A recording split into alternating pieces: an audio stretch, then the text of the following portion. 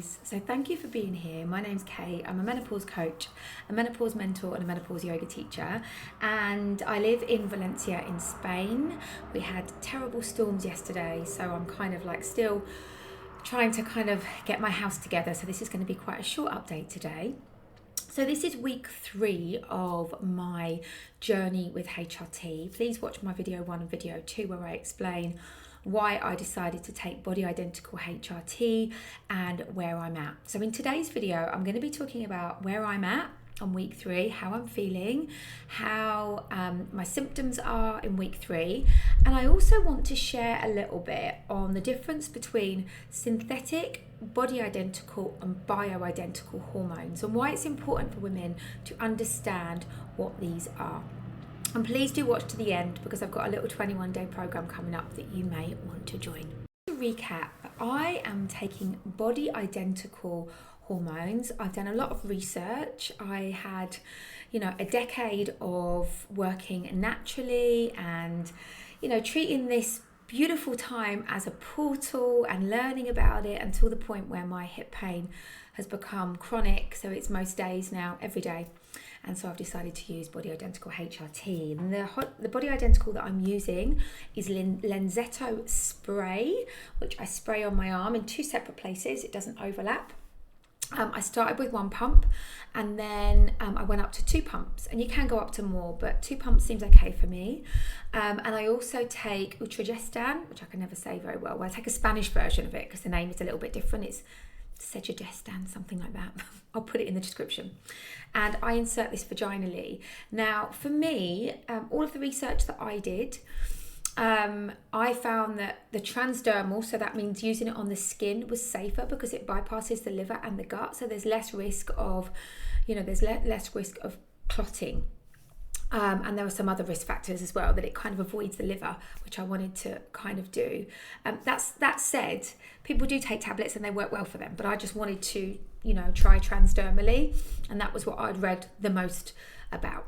So I also wanted to use vaginally because, again, that means that the progesterone bypasses the gut. Now, somebody said on one of my groups on my Nourish to Flourish that actually when you take the progesterone orally, you get more of a calming effect than when you take it vaginally.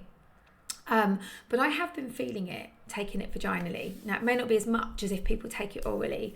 But again, for me, I've got quite a sensitive stomach, so I didn't really want to take it orally because I don't really want, a lot of people talk about this kind of issues with the gut and stuff like that and the digestion. So I wanted to try and avoid that if I could. So I take my estrogen in the morning. Estrogen is our fertilizing, our kind of uplifting hormone, so it's recommended to take it earlier in the day so that it doesn't affect our sleep. And I take my progesterone in the evening, so I kind of always take it around the same time as my magnesium. I take them both kind of like early evening, and and it helps me sleep. Okay, so where am I? So my main symptoms were feeling a little bit low, feeling a bit down, had this feeling of doom. And for the last few months, I've had this kind of horrible feeling. I can honestly say, excuse me, that has lifted and I feel more myself. I don't get that feeling when I wake up in the morning. I don't feel as low emotionally. I feel like I've got a little bit more energy, although my energy is actually okay because I take a lot of supplements and I follow a lot of protocols. So my energy, I don't have brain fog or energy issues or anything like that. But I definitely feel a bit brighter in myself. In terms of my hip and back pain, I would say that has reduced, I'd say between 30 and 50%, because some days, like today, I'm kind of working out on my land because it's a right old state, and I'll probably be a bit sore tomorrow. So some days it is a little bit more sore than others, but it does feel that, it's only 3 weeks and it takes a couple of months for it to really work. It does feel that it's kind of moved the needle a little bit and it's a little bit less. I tend to forget about it more, whereas before I tend to be thinking about it a lot more.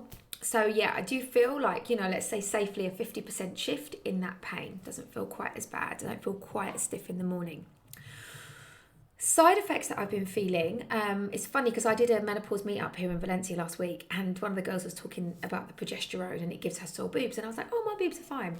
Literally the next day my boobs started to hurt. So I found that when I took off my like yoga bra, I was like, they're hurting, but not bad. Not like I used to get such sore boobs like back in the day when I had periods. this was not as bad as that, but I was like, oh, I'm aware of my boobs, like that kind of discomfort. Sorry, there's noise coming in. So that was one thing. The other thing that I've noticed is that I've been eating a bit more.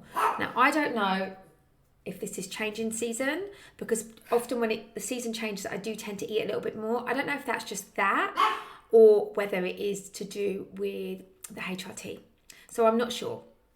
But apart from that, I feel pretty good. I wouldn't say there's any other differences. I haven't got any side effects. I know other people do have side effects, but for me personally, I feel great at the moment. So that's where I am. I still haven't phoned the doctor to get my testosterone. I need to chase up on that. So I am going to try and chase up on that before the next week. So I wanted to talk a little bit about the difference between synthetic, body identical and bioidentical, because there's so much confusion. And I think what happens in the States, I think they call bioidentical body, I think it's like the same thing or similar, but in Europe and in the UK it's different. So I just wanted to explain that because there's so much misinformation and so much confusion about this. I think it's really important that women know about this.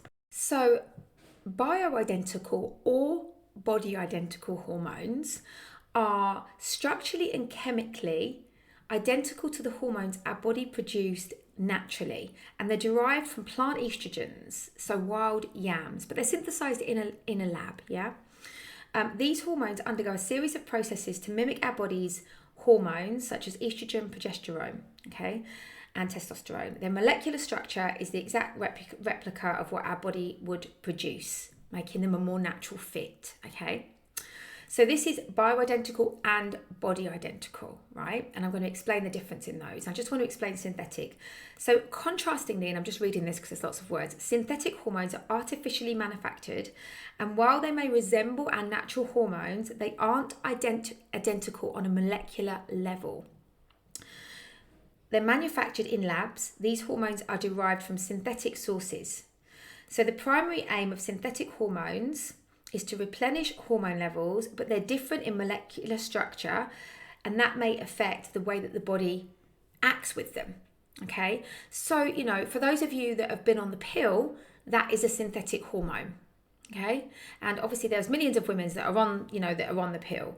So basically the biggest difference is the molecular structure of bioidentical, which are made to mimic our body's natural structure, and synthetic hormones that have a different structure and act differently in the body. So you've got the two camps.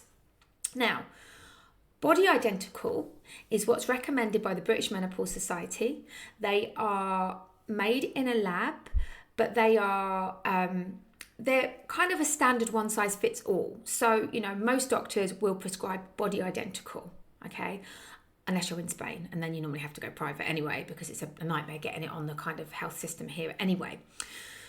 So body identical is the standard. So I went to my gynecologist, I told her what I wanted. I wanted Lenzetto, which is body identical estrogen, and I wanted micronized progesterone, because these were what I've done the research on and they match the body's structure the most. So she will give me a standard Lenzetto and a standard Utrogestin, which is the micronized progesterone.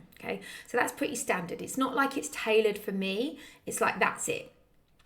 Now, some people do really well on body identical, on this kind of, that there you go. It's pretty much, different brands do different things, but they do pretty well.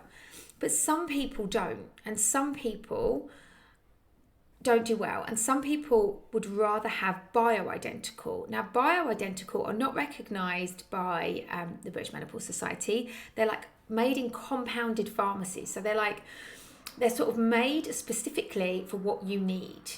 So the body identical bog standard. Now, there is kind of like negative press on bio, but do your own research. Now, some people that I know have done really badly on body, but they do really well on bio, and some people do really well on body. It's just kind of, the main differences are bioidentical are made exactly, so you'll have your blood test and they'll look at exactly what you need. So you might have a little bit of testosterone, a little bit of estrogen, more progesterone. They work it out in terms of what your labs say. So it's specifically made for you. Normally it's a pellet where you put it in your mouth and it kind of absorbs, I don't know, it's called sublingually or whatever, in the mouth. So you have half a pellet, or like these, like they're kind of like little melt things, and you put them in your mouth. The other way is that sometimes they do pellets as well, where you have it put in, but they are only done by private doctors. You won't get that like in, you know, the kind of standard here. You won't get it through, you know, the standard medical system, and the same in the UK. So that's the main difference between body and bio. Okay, now synthetic hormones. So I've said this a lot this week on social media, and in my group we had a whole big discussion. So I'll put my group in the description. So like in the UK at the moment, they often say, the Mirena coil is your progesterone element of your HRT. But it's not. Progesterone is a calming, soothing, relaxing hormone, okay? So you've got your estrogen, your fertilizer, you've got your progesterone, your calmer. Now the Mirena coil gives off a synthetic hormone called a progestin, which acts in the body like a bit like testosterone, like a stimulator. So it doesn't act in the same way that progesterone does. However, some women really struggle with excessive bleeding, and no matter what they do, they can't stop it. So the Mirena coil is the only thing that they can have. Some women in perimenopause want the Mirena as a form of contraceptive. Now the hormones in the Mirena will only last for about 3 years, and there's lots of controversy and different things that are said. Obviously the contraceptive element of it lasts for longer, but the actual kind of hormone, so if you're using it as your progestin element of your HRT, it's not real true HRT. But for some women, when they take progesterone, it makes them really down because it's a calming hormone. So for them, the Mirena coil and progestins really do work. So there are some women that do better with synthetic hormones, but the risks are slightly higher in taking synthetics. So I'm not a doctor, I'm not a medical professional. You should always do your own research. And, you know, when I went to get my HRT, one thing that she did say to me, I said, I want a bit of testosterone. She said, I'll take this thing called Tibolone, and that's a tablet. And I was like, no, I don't want that. I want body identical. I don't know what that is. I don't want that. I want it on the skin. But she said, well, it makes no difference. It's still estrogen. And I was like, no, I don't want it. And when I went away and I researched it, it was a synthetic HRT that you take as a tablet, which I really didn't want anyway. So, you know, if I'd been someone that wasn't informed, then I'd walked away with that, and the risks are higher, and I don't want to take those risks, you know. There's already, you know, risks in taking HRT for me, but I've considered those risks and weighed those up with, you know, my hip pain and with my cardiovascular protection and with, you know, prevention of dementia. And so for me, it makes sense. You have to do your own research and see what works for you, but please do look up what you're taking. If it's a patch, look up the ingredients, look up what you want, reach out to me. It's really important during this journey that you really are aware, and that you're really aware of, you know, what you're taking, why you're taking it, the effects it has on your body. Because if you're a woman who's, you know, not sleeping, struggling with anxiety, you go and get HRT and you're taking estrogen, it's going to stimulate, and then you get the Mirena coil, going to stimulate, and then suddenly you're not sleeping, you're feeling really anxious. Maybe it was progesterone that you actually wanted. So you need to be clear on that before you go and see your health provider, because often they don't have the time, and they're maybe not going to give you those options. So thank you for watching. I hope this was useful. I'm going into week 3. I'm feeling good, and I will update you next week. So thank you for watching. Big hugs. Please like and subscribe.